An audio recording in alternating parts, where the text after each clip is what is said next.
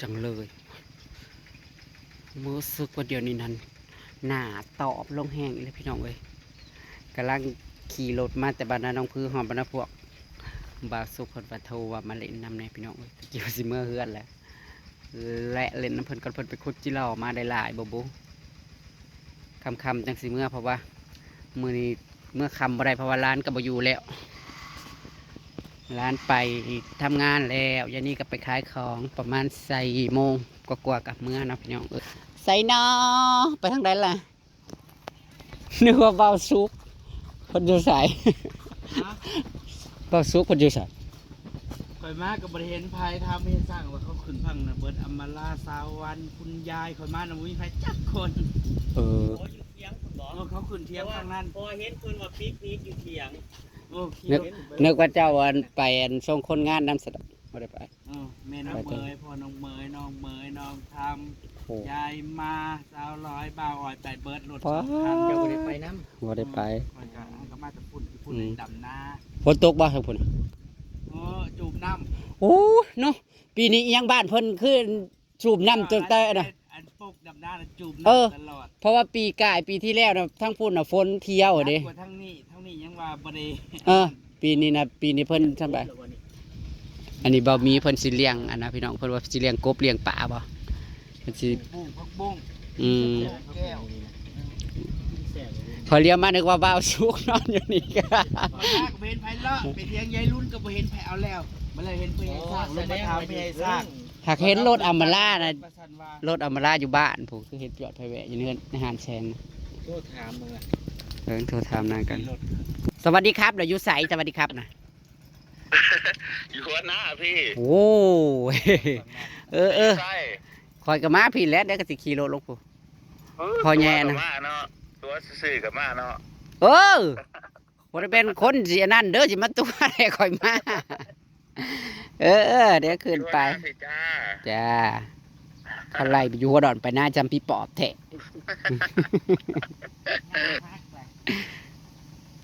ใหญ่ไว้ลิจะวันตลกพร้าวแล้วนี่นะแปลกตาขนาดแบบว่า ปีเดียวนี่นะ แปลกตาอลีเข้ามาเลยว่าอ้าวคือใหญ่ไว้แท้ๆเลยป้ายขึ้นพุ่นแล้วเพราะใหญ่อันนั้นเขาก็สีดำตะกะบ่เพราะใหญ่แม่ใหญ่ลีกับใหญ่ตาไข่ไม่ใช่พัชมา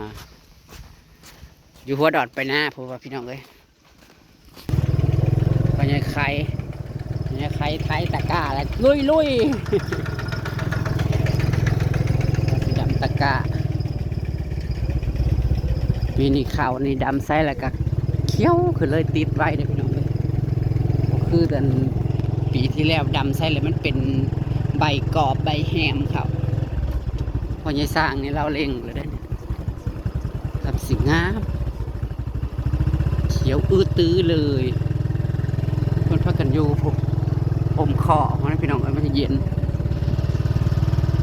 สวยลงรางเมื่อออกพรรษาตามหาพญายสุกจ้าพญายสุกจ้ากำลังมือสิฮอดบรรณพวกเพิ่นว่ามาเล่นน้ำแน่เพิ่นว่าเพิ่นก็บ่ได้อยู่ค่ำดอกมื้อนี้พี่น้องเอ้ยเพราะว่าร้านก็บ่อยู่แล้วบ่มีผู้เบิ่งหมูให้ก็ยังได้ฉีดยาให้อยู่บ่แล้วนี่เฮ้ยมีแต่ไข้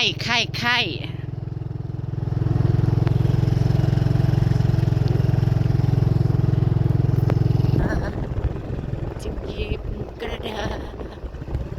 เพิ่นเอามากันมาปิกนิกอยู่พี่นะจ้าพี่น้องเอ้ยมีใครบ้างสวรรค์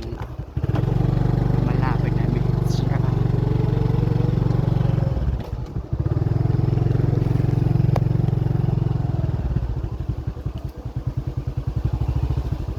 คือมันหาตัวหยาดของเขา ทำอะไรกินกันฮัดนางเฝ้าหมอ ไปน้ำเขา หมอนางไปตลาด เป็นอะไรก็พูดเมื่อยบ่ดำนั่นแล้วเหรอเมื่อยบ่คือนอนแอกแหลกโอ้ยนอนปีนะกระซำบ่ได้นอนเนาะว่าวเล่นฮัดสิแตกหยังว่าวเล่นเฮ็ดหยังใช้คำว่ามีแนวกินเอาแนวกินมาล่อก็มาแต่ว่า ฮักอี แกงมาใหม่ก็กิน แกงน้ำมันไม่ได้เลย จิล่อเขาก็ได้100 ตัวปุ๊ ได้อีกดอกแกงน้ำมัน แกง รักแกงอันนั้นใบ เย็นหนาวเย็นจนหนาวเด้อแกงยังนะ แกงใบโพ ใบโพล่าก็เห็นน้ำรถอำมาลาอยู่อันห้านแสงผม น้อยสิ ข้าวยัง เห็นรถอำมาลาอยู่ห้านแสงเหรอก็คิดว่าจะจัดคอยว่าบ้าวซุกนอนอยู่ในอันนั้นย่างไปเพราะว่าอ้าวบ่าวหมี แล้วอยู่ในกกสมเสียวนะ แม่นบ่ โอ้เย็นเด้ออ้าวปัญหานี่มันคือบ่ดำไอ้บุญ ทางกาย โอ้กาดตัวนี้มันสิพ่อว่าสิจงไว้ดำพุ่นทำนี่ กูจะกะมาส่งหัว กันนั่นแหละมันสิพ่อบ่ เด้บ่ถูกบ่ย่าเนาะ อาซามันนั่นนะหุ้ยหนาวได้มาทงนี่นะ บรรยากาศดีเนาะ อ่ะนอนได้จักตื่นแล้ว กำลังสิรับได้จะโทรของกู คอยนะโทรคอยพิษ แล้วมีคนว่าสิตัวจะมาอีก นี่บ่ของเรากระสมมาอยู่เลยเนาะปลาหมึกอันนี้ปลาหมึกแซ่บซ้ำดวงอยู่ ดวงดีอยู่ได้ปฏิบัตินักข่าวดวงผ้าเด้อ บ่ได้ล้อชาวบ้านมาโทรบอกแล้วยังว่าสิรักกิน2คนแล้วว่า เห็นน่ะเอ้ยแม่นดอกบ่คืนนะคันวันสิกินผู้เดียวนั่นเนาะเอ้า บอกเป็นถ้าอยากขี่รถกลับคือสาย ปาดน้องน่ะเดินเพิ่นสูบใส่ตะกะปาดคุณยายนะคะผู้คุณยายคือข่าวการไว้แต่คุณยายบ่แม่นมันได้เวลาพักผ่อนแล้วบัดจัก จะแม่นข่าวงานไว้เนาะผู้ใดเป็นนายจ้างเด้อคือมาใส่แรงงานผู้เฒ่าแท้ จ้างเยอะก็สิจ้างให้ยาสิยาบ่เขาจ้างให้ยานะ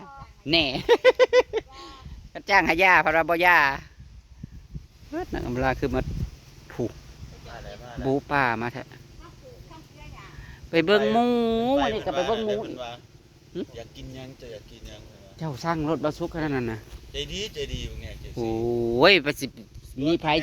เมื่อยังก็ให้กิน ตัวบ่ต้องเจ้าหน่อยเขาได้คำว่าตัวกินยั่วว่าอย่าว่าตัวล่ะ อันไหนบ่แน่กูหรอกเพราะว่าอยากกินชาติไว้ นะ มั่วกินได้ โอ้ยเฮ้ยเนาะเขาเอาแนวกินมาล่อกันสองพ่อแม่หาอยู่หากินเนาะสู่ กู หากินน้ำมูสองพ่อแม่หากินน้ำมูเนาะกำลังว่าสิมือเฮ้ยบ้าสุกมาโทษไปตัวเฮ้ยเฮ้ย10 ล้านก็มาเป็นเงินมึงเบิดเงินมึงน่ะมีแค่2 ล้านมึงเอามาโชว์กูนั่นมีเหล้าขาวอีกป้ามึงกินเหล้าขาวมึงพัฒนาเนาะเดี๋ยวนี้กินเหล้าขาว กินเหล้าขาวหลายจนหน้าดำข้ามเครียด เลี้ยวหน้าประทัดคณะ มึงก็จะว่าอะไรมึงแน่พอเสียวมึงมาดำหน้าซอยมึงน่ะจนหนาก้อนเมฆเขาหน้าเลยนั่นขอเงินซื้อครีมมาแน่อีน้อยขอเงินซื้อครีมโสมงามให้พอเสียวแน่ เราได้กินแล้วมันแซ่บพี่เล็กเราจะกิน จากเอาสุกจากที่ผ่านมานะกินกาเบียร์ก็ให้ได้กินปุ่นนะวันนี้เลือดกระเดา น้อ ขาง ว ซื้อมาฝากเจ้า เนตียั่วกินยังก็ได้กิน ยั่วกินก็ได้กินจะแม่นโง่โอ้ยบ่จะแม่นเราอันใจง่าย เจสีกินแน่อีต้นเล่า เนาะเราเองก็หาอยู่หากิน เป็นยังไงพอเที่ยวดิเที่ยวไปหัวเจ้ามาไปหัว อีต้นแหน่เฮ้ยถ่ายคลิปกับบ่ได้เงินนี่3 เหรียญคือเก่าบ่สุกไปถ่ายให้มันเปลืองไม่ เขาจักอยากหายจักคอยอยากห่อบ่เกี่ยวเขาว่ากระวางโฆษณา ส่งซุปเปอร์แตงให้กำลังใจแน่ ซุปเปอร์แตงยังเพึ่งเปิดมองเปิดซุปเปอร์แตงเพึ่งเปิดนะ ส่งมาบัญชีแล้วจ้ะ ซุปเปอร์แตงไม่ได้เปิด เมื่อยหมอยสอยเหม็นนะจากนายเพิ่นก็ให้ดอกเพิ่นยังยึดด้วยเพิ่นใจดีนะ โฆษณาเราจ้ะลองเอามาเบิ่งมาให้ลอง ใจคนหน้าหวานๆ ถาม FC ก็ว่ามีนะโฆษณา6 7 8ตัวนะ ซุปเปอร์อย่างนี้ เฮ็ดเบิ่งหาจะเป็นอะไร 20,000ก็ได้ ปกติน่ะแต่ก้าวเนาะครับปกติซ้ำนี่มันก็เอา20 ปลายเอาเนาะอย่างนั้นก็ มันเป็นนังแล้วมันเนาะหายหรือมันเกี่ยวกันเพราะก็หาแชร์ลงมาหน้าช่องนี่เหรอเกี่ยวบ่บ่เกี่ยวเนาะ บ่ได้อยู่บ่ได้กินเราจ ชองผมเมียผมมีอยู่ผมมีกินแล้วกัน มีอยู่มีกินเปลี่ยนใหม่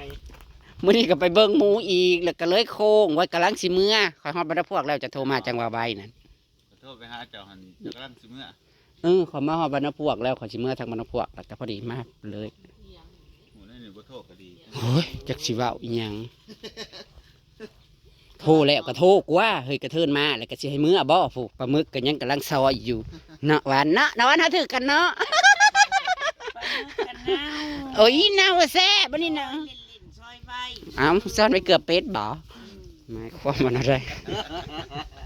ใช้จิรอน่ะเดี๋ยวจะคลิปเดี๋ยวจะซิป ใช้กี่หลอก เทสิมังไดนี่บ่ฮู้ว่าหมู่สิบ้าแล้วบักหลายเด้อ จ้าจ้า ทะลุเลยแจ็คล้อไอ้ ฮอดเลาะอยู่บ่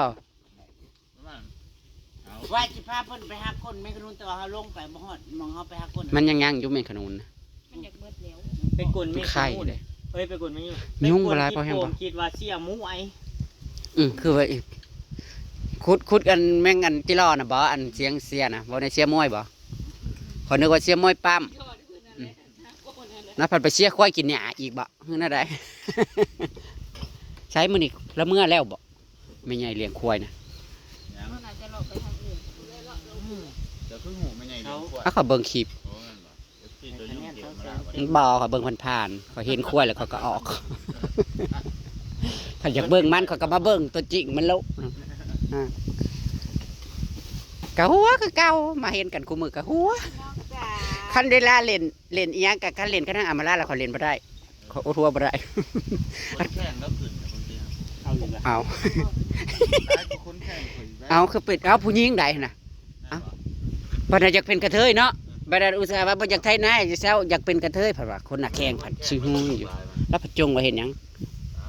เพิ่นน่ะแกงเป็นกระซังแค่หนางามกับพ่อ แล้วจงไว้โกโก้ให้คนโง่มันถามหมด นั่นดิ ไปทวงมือเด้อไปทวงมือเด้อไปทวงมาคนน่ะแข่งแล้วขึ้นก็ได้ว่าเป็นยังมันที่ขึ้น จะได้ว่าข่อยกับงูที่ข่อยทาห่วงแล้วว่าคนแข่งแล้วยังมันลวง บ่ล่วงง่ายเด้คนน่ะแข่งแล้วน่ะมันหักเลิกซ้ำใดซ้ำหนึ่งสิอันนะ ที่ได้ยังไงอยู่ยืน แล้วเจ้าว่าเรายืนอยู่บ่ยืนจังได้ตายแปะเถื่อเก่าเถื่อเลย แน่ที่ว่าหย่อนยืนเด้อวัดตาตะเสือ ไปบ่ได้ก็บ่มี ส่องกระจกอีกแล้วได้เฮ้ย กระจกวิเศษเพิ่นน่ะเนาะสองด้านได้นะกระจกสองด้านได้นะข้างนี้ก็ได้ ถ้าใครสวยนี่ปัด เนาะกูรู้เพิ่งรู้นะว่ามึงมีกระจกสองด้านอีนี่ด้านดีและด้านไม่ดีใช่ไหมนั่นน่ะ ฮะมึง มีด้านบวกและด้านลบจริงๆนะ มึงเชื่อในใช้กูก็อยากได้โห ก็ว่าได้สมัยก่อน ถามดูถามกระจกวิเศษดู จงบอกข้าเธอ ใครหน้าดำในปัตตภี จงบอกข้าเธอ แล้วทำไมฉันไม่ได้ผัวสักที หัวข้าอยู่ที่ไหน เอ้ยบุญวัดเหรอกันทั้งนั้น ผัวเธอยังไม่เกิดครับ เดียวนี่ ตอนนี้ผัวเธอยังเป็นแดดเป็นลมอ เดียว ยู่ นี่ซื้อ วัน ยังกะ วันเอ้ยหิวละได้ หัวแล้ว ว่าแต่ขนาดโฟดแต่ตื่มเรื่องแก๊สขึ้นนะติ จริงนะจ้าเราสักครู่เห็นไหมกลุ่มนะคืออันนั้นนะ โอ้ยมันจะไม่ไหม้กรุบหรอก ใหม่แล้ว มันแหมแล้วบางนี้นะกรุบนะซุกดีแล้วนะ ช่างมานี่มันแข็งนะเพื่อน มันจะลุกวุ่นนะติดุง ไม่เป็นแต่เก่งเราใหม่คุณ อะไรลูกบุญ ก็มันถือไฟแห้งๆไงมันก็ลุกวุ่นเลย ใช่เดี๋ยวมันจะค ที่เป่าเค้กกันได้ยังนะมันอยู่ไว้บอก ำอะไรมันย้วย ยังคือว่ามือเป่าเค้ก มันย้วยเค้กมันย้วยหมดแล้วเนี่ย เค้กมันอยู่ไว้หมดแล้ว โอ้ยหนาวเดินลมวอยๆเที่ยงหน้าน้อยไต่ห่มคอบพี่น้องเอ้ยนอนลืมตื่นค่ะ นอนอยู่ในเฮือนตุ้ยๆน่ะห้ำมึงเอ้ยฝนตกจะๆอยู่กับห้อนเฮืออะไรสะอยู่ พออยู่นี่เจ๊ หักอีกให้มันแข็งกระโด พออยู่นี่ได้หรอ ให้มันแข็งกระโดแล้วก็ได้จะสิก้อยหรือจิ้มเจียวซีฟู้ด มันจะต เหรออุ้ยอีกแล้วเหรอ ำอยากกินตำเฮ้แต่เต็มหมู่บ้านนี่ บะซุกต่ำมาขึ้นได้แซ่บๆถ้วยทานบักใหญ่นึงเบิดหอยกับอันนั้นตามอีก แต่ว่ามื้อนี้สิบ่ได้อยู่ค่ำเด้ร้านกับไปทำงานแหละกันบ บ่มีผู้เบิ่งหมูค่ำจังได๋ก็ฟ้าหมูหยังวะเอื้อยก็ไปตลาด เมื่อก็พอดีมันจะ อ่า ครับ โอ้เนาะ บักข้าม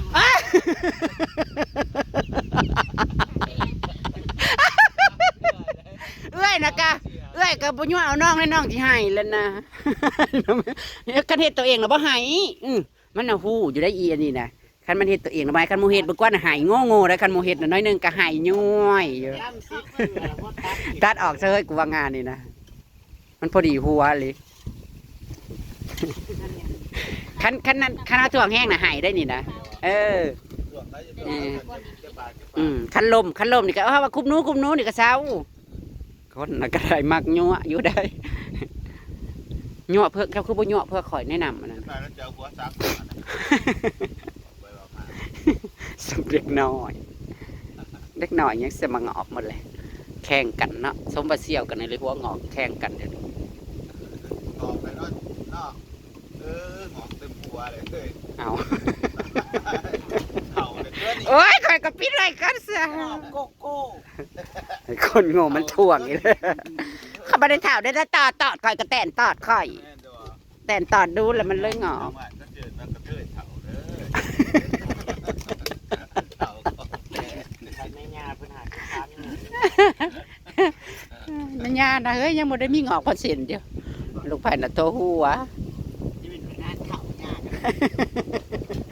ผมเรานั่นโอ้ยตัวอยู่หน้าโดกกระโดก